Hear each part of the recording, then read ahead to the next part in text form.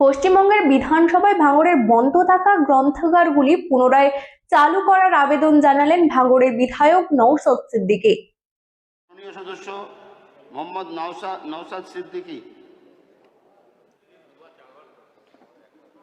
সম্মানীয় অধ্যক্ষ মহোদয়, আপনার মাধ্যমে রাজ্যের জনশিক্ষা প্রসার ও গ্রন্থাগার বিষয়ক মন্ত্রীর দৃষ্টি আকর্ষণ করছি ভাঙড়ে বন্ধ থাকা গ্রন্থাগারগুলি পুনরায় চালু করার জন্য। স্যার, আমাদের ভাঙড় বিধানসভায় 5টি গ্রন্থাগার আছে। নজরুল সুকান্ত পাঠাগার, ভাঙড় পাবলিক লাইব্রেরি, পোলেরহাট পল্লী পাঠাগার, বামনঘাটা আশুতোষ পাঠাগার, হৃদয়ভূষণ স্মৃতি পাঠাগার। কিন্তু সেখানে পরিকাঠামো সংস্কারের অভাব, রক্ষণাবেক্ষণের অভাব এবং লাইব্রেরিয়ান না থাকার ফলে এই লাইব্রেরিগুলো বন্ধ হয়ে পড়ে আছে।